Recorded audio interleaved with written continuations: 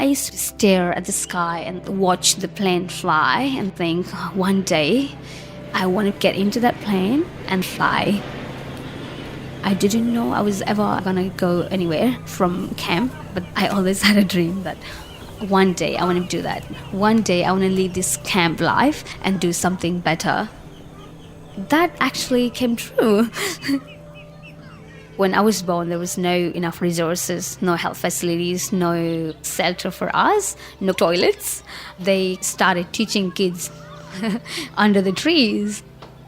I started realizing that this is a refugee camp, and behind all this, there's another world which is very different, where they have food, shelter, and proper education. I always think that you should never hesitate to dream big, because you never know it will happen, because there's no harm on dreaming. But if you don't dream, you may not be able to achieve as well. Because even living in a camp, I wanted to be a doctor or some sort of health professional, seeing like nurses and doctors, and then shortage of nurses and doctors. And we used to treat doctors and nurses like God, because we had minimal numbers. And then if we get to them, we knew that we'll be fine. And seeing so many like premature deaths and dying, including some of my friends, I was like, okay, I need to do something in this area, no matter where I'm going to be. And that was always in the back of my head, but I didn't know how it's going to happen. I spent about 15 years in a refugee camp. First time getting into the plane was amazing feeling, and then scary as well.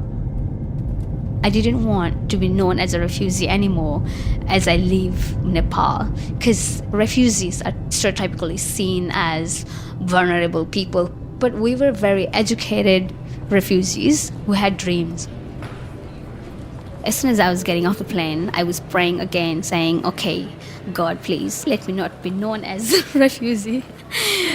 I could see so many people reuniting and crying, meeting the loved ones and hugging each other, and then hugging for us. Oh my God, we didn't have the culture of hugging people. Uncle and few families, they bought a lot of things for us, including rice cooker. They showed us how to use the stove, how to flush the toilet, because we're not used to flushing. But even in terms of shower as well, we didn't know the deodorant, how to vacuum, how to use the washing machine, how to catch public transport, how to line up at the bus stop, because we're used to pushing. There's no line, whoever can push in. So all these things we got taught how to do, how to find our way without being in trouble in here. All I wanted to do was I wanted to go to school and get good education. And then eventually it came true. I'm an anesthetic nurse in one of the hospitals, and I love what I do. I decided to do something in that area again, so I did masters in the same area, anesthetic nursing, anesthetic recovery nursing.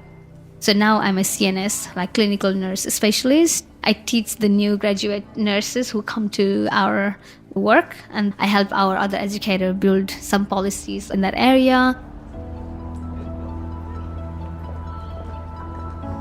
Since I came to Australia, I've never left Blacktown.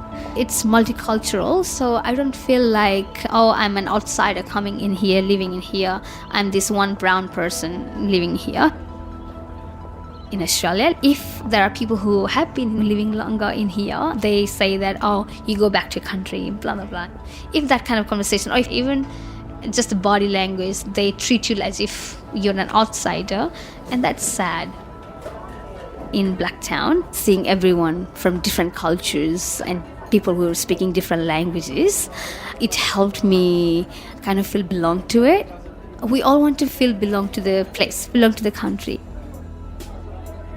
I'm Hemanta, and I am originally from Bhutan, and now I'm living in Blacktown. Namaskar सबैजनामा, मेरो नाम हेमन्ता हो अनि म पहिला चाहिँ भुटानबाट हाम्रो आमा बुवाहरू भुटानबाट आउनुभएको हो अनि म चाहिँ नेपालमा जन्मेर अहिले चाहिँ अस्ट्रेलियाको कोल्बीमा बस्दैछु.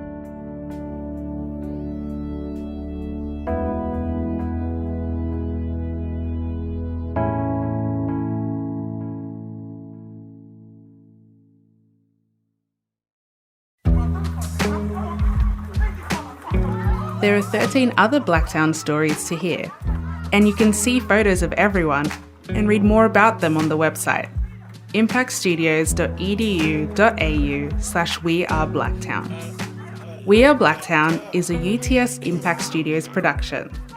It's produced by Britta Jorgensen, Jane Curtis, and Celine Teo-Blockey. Research by Jackie May. Sound design by Melissa May. Podcast artwork by Alexandra Morris. Theme music is Beaming by Friday. The executive producer is Olivia Rosenman. The executive producer of Impact Studios is Sarah Gilbert. Thank you to everyone in Blacktown we spoke to. We Are Blacktown is part of an audio project embracing place-based principles called Welcome to Blacktown. This project is supported by the Paul Ramsey Foundation. My name is Angelica Ujinaka-Salakis, and I've lived in the Blacktown local government area for most of my life.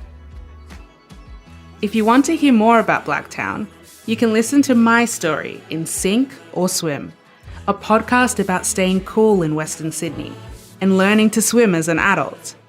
It's the story of one hot Australian summer that doesn't match the postcard perfect image, and it's a window into our climate-changing future.